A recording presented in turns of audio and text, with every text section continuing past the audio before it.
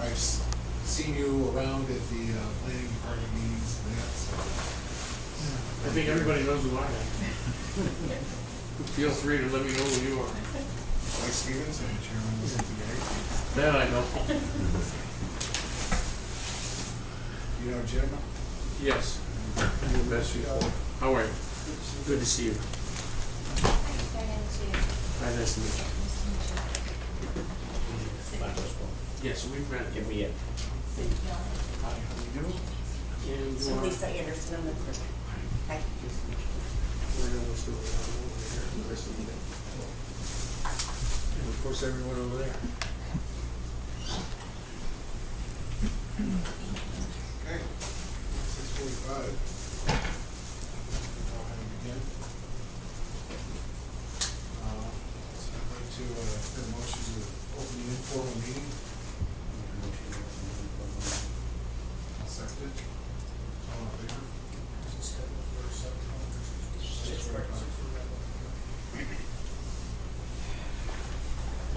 And this is an informal meeting for Avon Tech Center Associates, CM&M.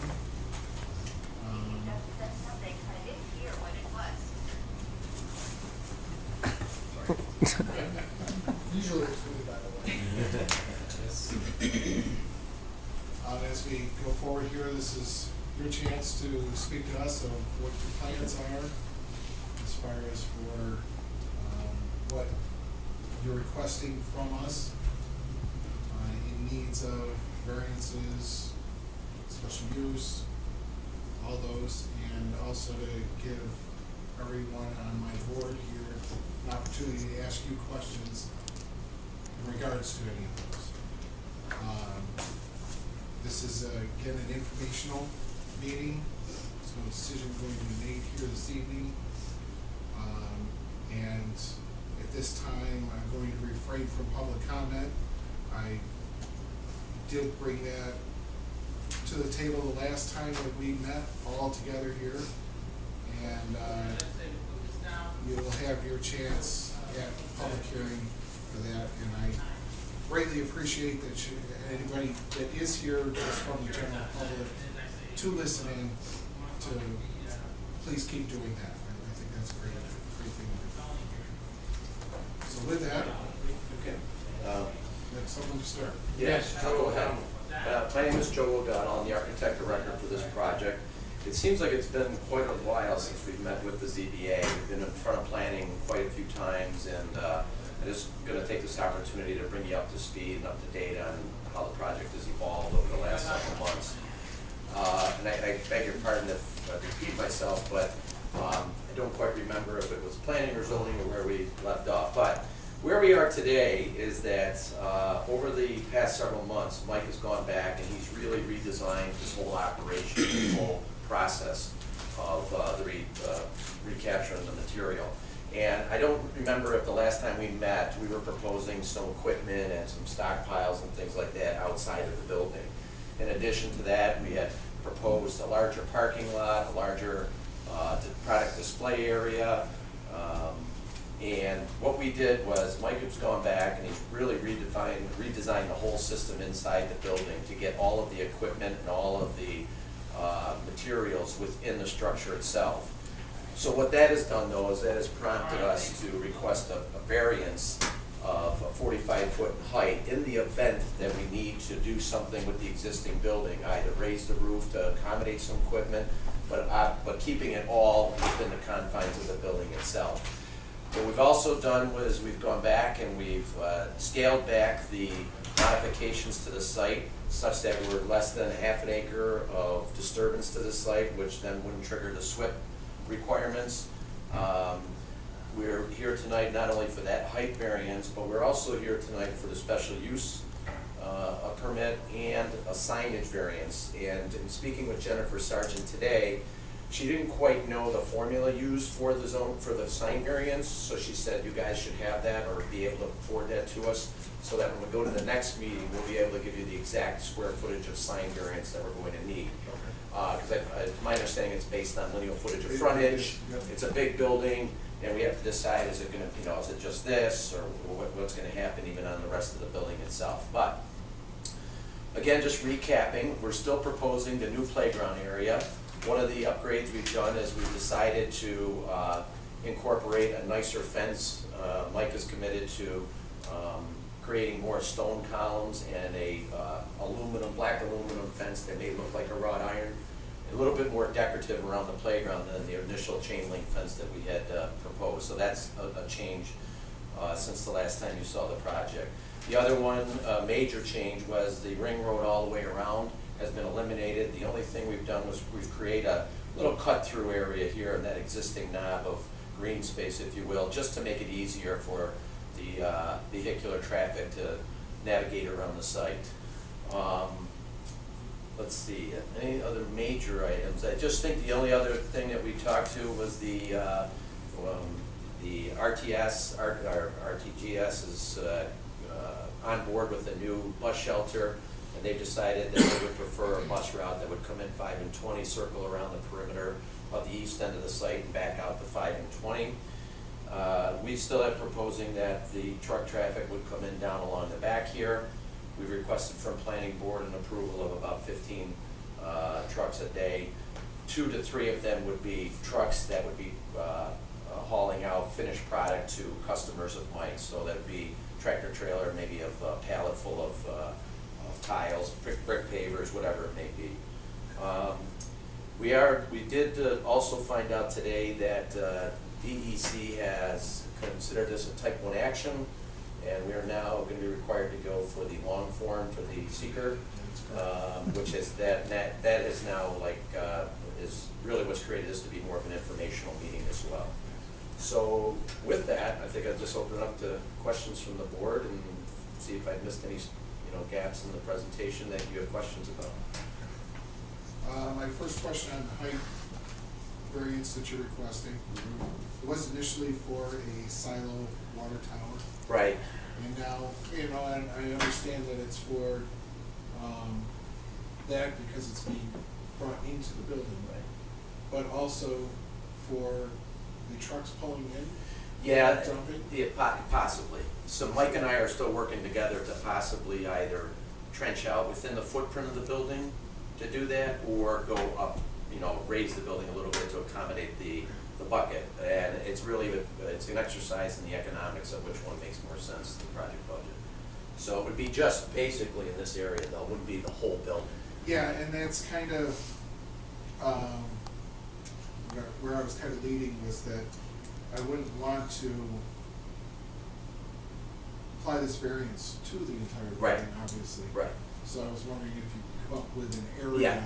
specific for this. That's, yeah, we could.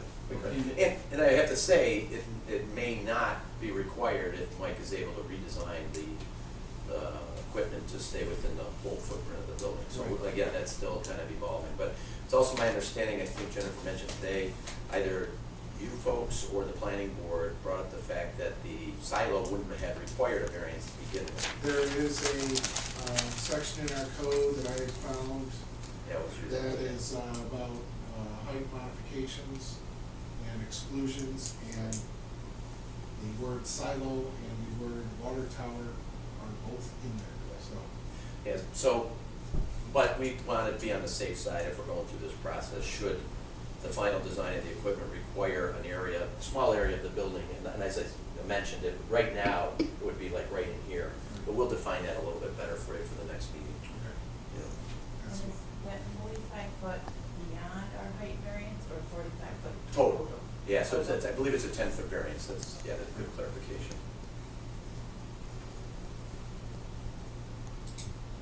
Can you explain a little bit more about the trucks?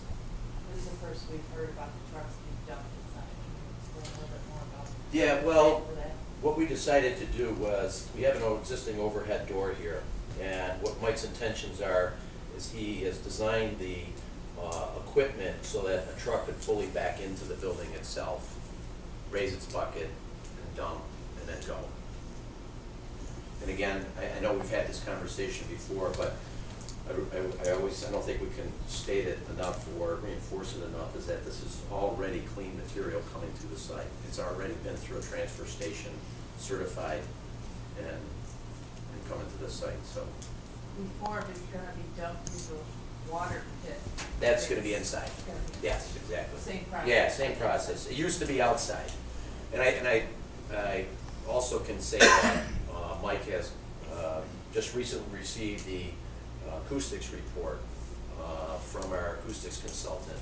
And it's actually very good news. I believe, I think it's like 35 decibels was the largest amount of sound, which is no more than your conversation in a living room. What's that? It's 34. 34, yeah, out at the furthest. Is that it? Yes, you got it, yeah. So I think that put a lot of, concerns to ease. And he also spoke of building vibration as well, which he has no concerns of, given the construction type of the building. They pretty much solid masonry.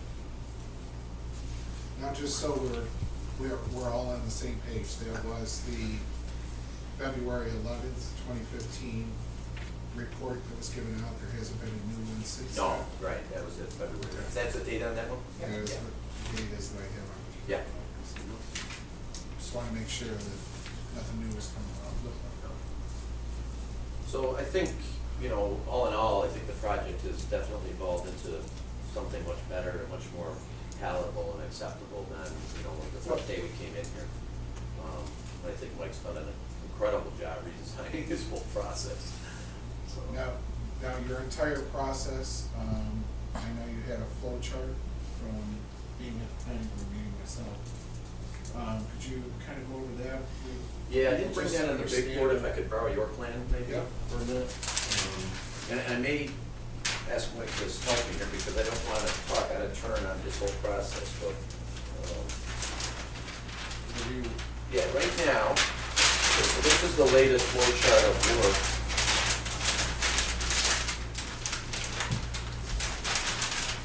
As we've said, the trucks would come in here, the inlet hopper is the first step, stage one. That is then, the material's then pushed up to stage two, and right here it's already into a bath of water, into the material processor. And then stage three is a material separator dryer. I'm being very general because Mike could speak to the more details of it. It goes into a dryer, the formula mixer, to a silo, to a batch plant. When it comes out the batch plant, it would be in the form of probably, like, let's say if it was a new kitchen countertop, it would be in a slab form, right, Mike? And then it would be then cut and finished in this area. It would either go to product packaging and handling, or it could go out to the outdoor display area, if it's brick pavers or cultured stones and things like that. So that's kind of it in a real simple nutshell for how it's gonna happen inside the building. How soon after the product is formed, molded, whatever, is it cured? Is there a curing time process? Well, depending upon the formula, and it depends upon what our finished product is, but we have product coming off of the batch plant line that will cure inside of 45 minutes. And then there's product that comes off and it's 2-day cure. But that doesn't leave the area, the production area. That would go to the material handling area, which is still inside. Okay. Thank you. Yep. You mentioned that on that existing door, the trucks were backing, were they back fully in to the building and the door closed and then dumped, or is it part in, part? I'm just thinking from a sound standpoint, that's. Be our intent to bring them completely in, because it would be a construction detailed nightmare, I think, to have it partially in with a bucket going up, so it'd be, but the intent is to have it all the way in, right, Mike? Yeah. Like an interior loading dock. Yeah. So it'd be open and. Yeah, it's all, it's all under dust control, and as we said, it goes right into a bath right away, so.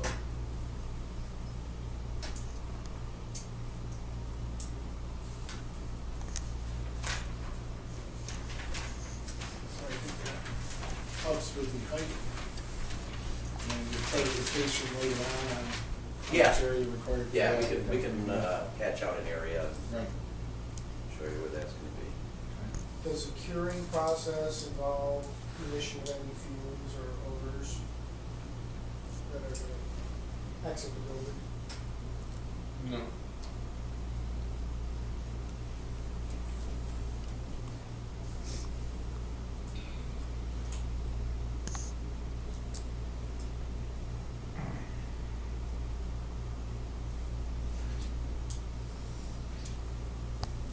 clear on one thing, does the truck, fully into the facility? Yes. It does, okay.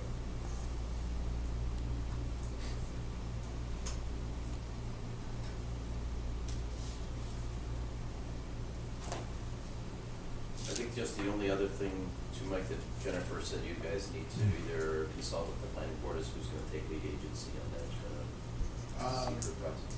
Yeah, we will determine that at the end of this meeting. Oh, okay.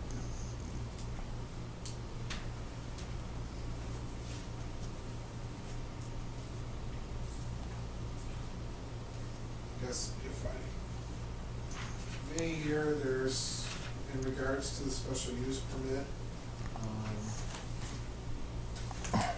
there are there's obviously conditions that we have to meet, or that you have to meet in order to, receive such a permit, right?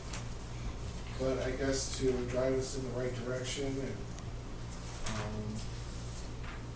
how do you feel you fit in with our proposed uses that we do have available? How as far as,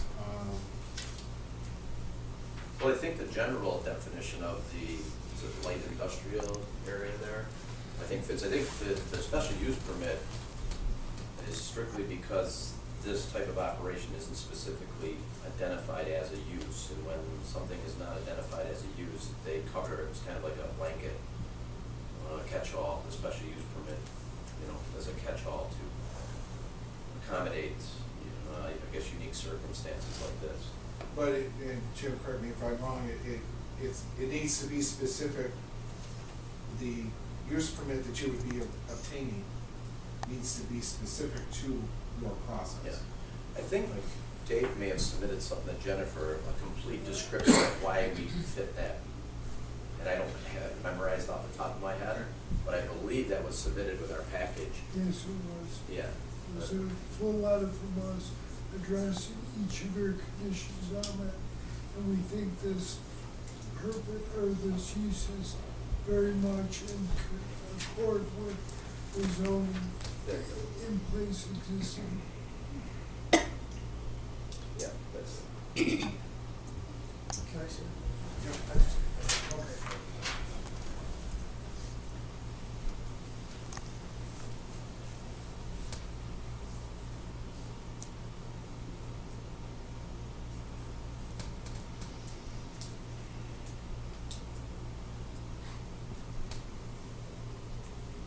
Okay, so this at least is intended to address section C of 13017, which is what requires the board to make a finding that the use is essentially of the same character generally as uses that are specifically permitted in light industrial. And then it also looks like it references the special use requirements set forth in Article 6, which is section 130-35. So at some point after, when you're at the point of deliberation on the merits of the application, you'll consider these responses as well as public input and make your determination. Okay. On those things. If you have anything else supplementary to this letter, just make sure you submit it with regard to those particular sections of the code. Oh, last but not least, the other item I think is in your package, or was the photometrics that were done, showing zero spillage of any exterior lighting on the perimeter property line. Oh. And the lighting fixtures that you're Yes. proposing. And you had quite a detailed description of the Agromac ice jet system that is now in place. Maybe you could elaborate a little bit on that, Mike, as far as your ice jet, how different that is from the gas